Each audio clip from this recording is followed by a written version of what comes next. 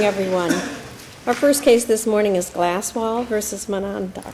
I pronounced that wrong, Mr. Auslander, I'm sure, but you'll forgive me. Good morning. May it please the Court. My name is Charles Auslander of Crabtree & Associates, here on behalf of Glasswall, LLC. With the Court's permission, I'd request 2 minutes of rebuttal time at the 10. Thank you. This case is about who decides the scope of an arbitration provision in a contract.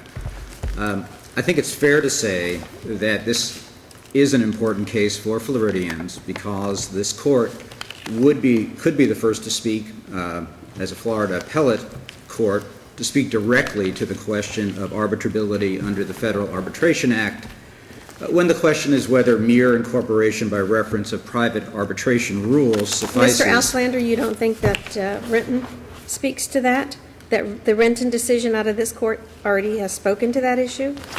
Your Honor, we do not think that it speaks directly to that issue. The issue in Renton was most precisely under the Florida statute involving international arbitration, essentially the incorporation by reference of a public law, which in that case expressly calls for the arbitrability issues to be decided by the arbitrator. So we would distinguish. The distinction you're making or attempting to make is that simply by referencing the FIAA is different from referencing the AAA's rules.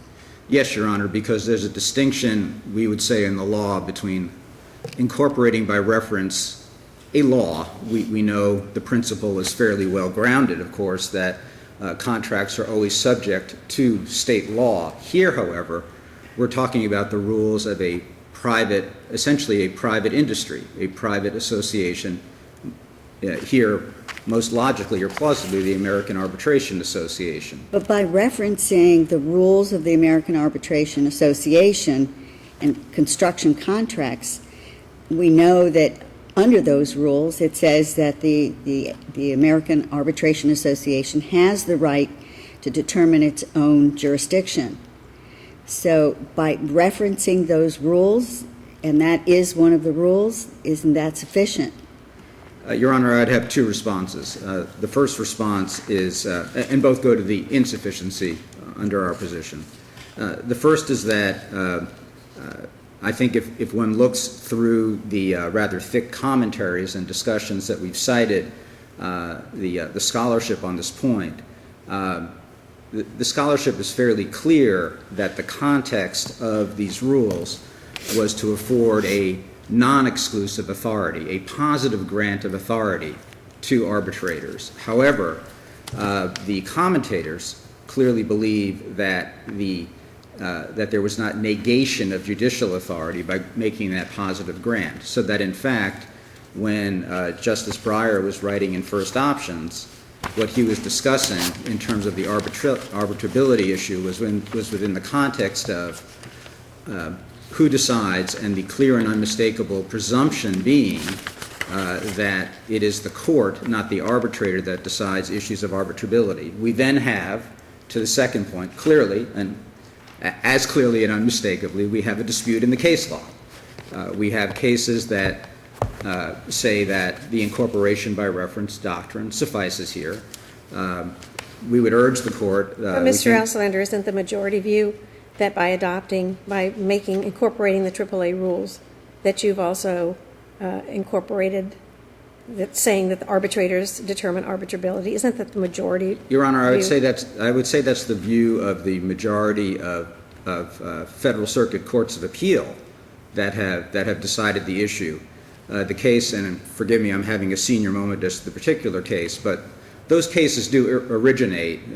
They have their origin in a case that was decided pre-First Options, a case from one of the circuits that was decided pre-First Options and then was essentially grafted onto by those other precedents. And I think that a reasonable view of those precedents is that they do follow in stare decisis fashion one after the other, but not with, we think, the better analysis that we do find in other courts, including the Tenth Circuit Court of Riley, which was also a commercial case, where in fact the analysis was that mere incorporation by reference does not suffice. And so, Your Honor, to say that it's the majority rule, we've cited, I think, approximately 6 to 8 cases from across the country, including that 10th Circuit case, but cases from West Virginia, Delaware, Texas, South Dakota, I believe South Dakota, California certainly, some in the commercial context, some not in the commercial context, that are clear that incorporation by reference really, to accept that here would simply flip the presumption that Justice Breyer wrote about in first options. Well, only if we accept that Rin-Tin does not apply, that we treat rules and laws differently. If you incorporate Yes. by reference a law, we would have to treat it differently if you incorporate by reference a rule. You could make the same argument as to a law by saying that it therefore defeats the presumption. Well, Your Honor, what you're looking at is whether there's unmistakable evidence, clear and unmistakable evidence yes. of the intent to allow the arbitrator to make that determination. And so I don't know why it matters what you look to in determining what that intent is. If it's clear and unmistakable within the document, to me, it should be sufficient. Well, Your Honor, though I just don't think the analogy is apt, because the adoption of a law is a state law is a given in any contract. One doesn't even need to go through an incorporation by reference exercise. There's no evidence that But needs to doesn't be that taken. contradict your basic argument? You don't have to adopt and incorporate state law into your contracts. But here, the people, the individuals involved, went one step further. They didn't adopt and incorporate a law. They adopted and incorporated something else and said, we make this a part of our contract. So they've said, we want this in our deal with each other. Why shouldn't we acknowledge and accept and give credence to what the parties have done here? And our argument, Your Honor, on that in that is that the reality is that the constructive fiction does not suffice under the clear and unmistakable doctrine principle that was set out by Justice Breyer and is the binding precedent. So that let's look at it this way. I believe we know that it's commonplace that the rules of an arbitration association are adopted it's really a given in most every contract now. So in essence, the ultimate and inevitable conclusion is that if mere incorporation by reference of that rule, which is really just almost a constant now in every case, in every matter where there's a contract that has an arbitration provision, regardless, by the way, of whether all disputes are submitted to arbitration. And we have that issue here, too, which I'd like to touch on briefly, Your Honor. Well, Mr. Auslander, you are I'm over? fresh out of time. All righty. So I don't think you're going to get to touch on that. But please finish your statement with regard The to... narrow point being, Your Honor, that it would really flip the presumption because we know as a given that every contract really has that arbitration rules provision in it. But if that is the clear and unmistakable intent, then people would have to clearly opt out. You'd have to write a clause that said, we adopt the rules but for arbitrability. But the whole Mr. point... Auslander, these are two giant entities. We're talking about a multi-million dollar project between two highly sophisticated parties who could add, I'm sure, had like a gazillion lawyers working on this deal, who could put whatever they wanted into and out of their contract. They could have opted out of anything they wanted. We're looking at a contract, and we're trying to decide whether the parties are going to be bound by what they put in their deal. Yes, Your Honor, and again, I would simply urge the Court that the issue of the commercial skill is something here that is overridden by the dictates of first options. I know that I'm out of time, and We'll give you a couple of minutes on rebuttal, Mr. Auslander. Thank you, Your Honor.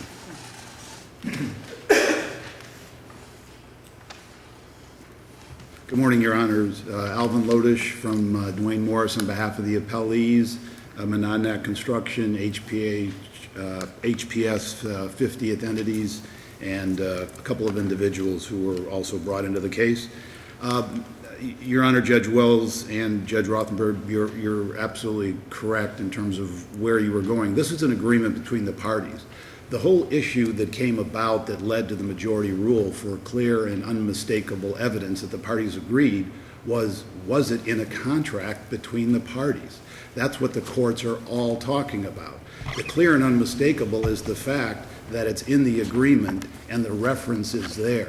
In this case, there's no dispute that we have a contract between the parties. There's no dispute that there's an arbitration provision. There's no dispute that the construction rules of the American arbitration provision are specifically referenced, and there's no dispute that the rules require the arbitrator to decide issues of jurisdiction and arbitrability. There's no dispute about that. Let me ask you this. Is there any, does it make a difference in this particular contract that there's a carve-out provision? Not at all, Your Honor. Why not? Excuse me, Your Honor. I think if you look at Rinton, there was a carve-out for state and federal securities matters, could not be arbitrated in the written case. So the issue it all goes back to what did the parties agree to? The parties agreed to arbitrate everything but these couple of Carve-out. cases.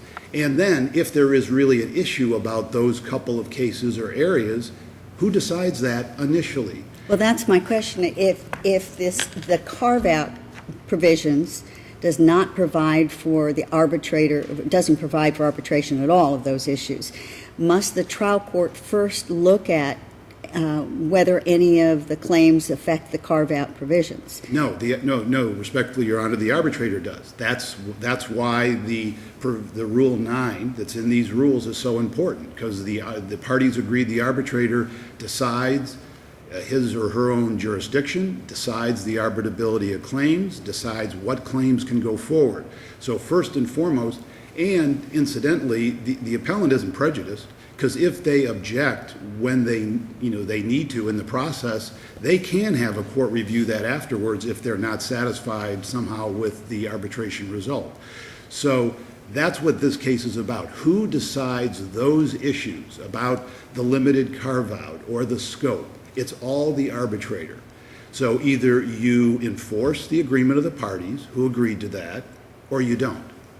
And we firmly believe that you need to enforce the agreement of the parties. And, Your Honor, Judge Wells, you're absolutely correct. These are very sophisticated parties in the construction industry, and construction in particular is an area where arbitration has been particularly helpful, because this arbitration is going on right now before 3 construction experts in New York, and actually, as we speak, the objections that we're talking about, Your Honor, Judge Rothbard, you're talking about, are being reviewed and decided now by the arbitration panel.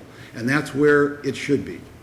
And then again, they do have relief if they have timely filed the rules and made their objections later on. So you would concede that if the issues between the parties involve this carve-out, that upon an adverse determination by the arbitrator as to the scope, the other side could seek further review with the trial court upon an argument that the arbitrators exceeded their jurisdiction in arbitrating those claims which properly were part of the carve-out and not subject to their jurisdiction? Under the Federal Arbitration Act, which governs this case and this arbitration provision, the answer to that is yes, if they have properly followed the procedure and made timely objections. So the answer to that is yes.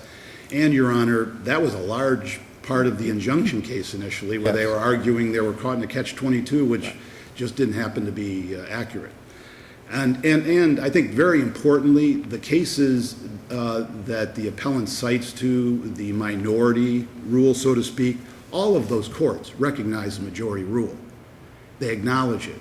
What they have found in very specific circumstances, and the primary case they rely on, the Ajuman case out of California, appellate decision. Employment case. Employment case, where the employer, who it was evidence in the case, wanted to strike the arbitration provision. The employer said, no, you can't do it. You want to work here, you want to get paid, you have to sign this. And that whole issue was really the unconscionability of the provision and the circumstance. And that's where we get Meaning the back. relationship of the parties and the relative leverage of the contracting parties. Yes, Your Honor. And then in the securities area, there have been a few exceptions, but never in the context of a straight business dispute between equal parties. There's no evidence of the record that the parties didn't understand the contract, that they didn't understand what it meant to incorporate the construction rules of the AAA, and that they didn't want to have the construction. Well, there's no unconscionability claim in this case. There is none. No, none whatsoever. There's no claim that they didn't sign, didn't understand, and it's not there. What there isn't in this case is any evidence that they actually didn't realize it. In their briefs anyway, at least, they say that, well, you can't just assume a party understood because you were incorporating rules.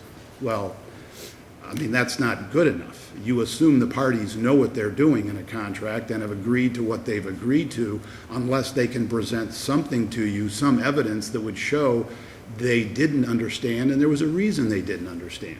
And I can assure you... Well, they'd almost have to establish that they were precluded from being able to understand it. And I think there were more lawyers involved in these contracts than people sitting in this room. So they haven't been able to do that. They don't. Well, their follow- argument is actually quite the opposite. Their argument is that because the law establishes that there is a presumption under these circumstances against arbitrability of these issues, that the burden actually lies at your feet to demonstrate by clear and unmistakable evidence of an intent to agree to arbitrate that. So they would actually turn the tables, I would think, and say, well, look, it's not our burden, it's the burden of you, and you've not met that burden, so there would be no need for them to go outside the contract. And the reason is, Your Honor, because every court that's dealt with it said that presumption is there until and unless the parties have agreed otherwise. In every case they cite, they don't discuss the second part is there's a presumption the courts will decide. Of course there's the presumption the courts decide. You're not going to impose a non-judicial procedure on a party that didn't agree to it. But if the parties agreed to it, then yes, you enforce the contract. So we do not have that burden, Your Honor.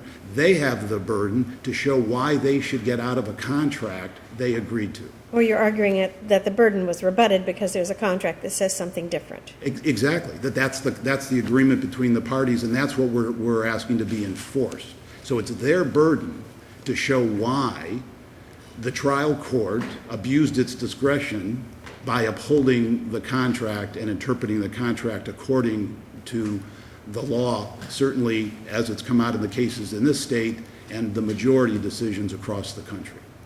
So with that, Your Honor, I had asked that you affirm the two trial court decisions that are at issue, which was one denying their injunction to stop the arbitration and the decision by the court staying the Florida cases until arbitration is completed. Thank you. Thank you, counsel. Mr. Auslander, 2 more minutes. Yes, thank you, Your Honor. It does make a difference here as well that this was not an all issues arbitration provision, because the court then has to exercise essentially the legal fiction that the parties contemplated that even where arbitration did not necessarily apply, that the rules, the incorporation of the rules overrides that in its entirety and means that the jurisdiction of the court, which is presumed, Your Honor, as Your Honor said, which is presumed to be in place, is negated.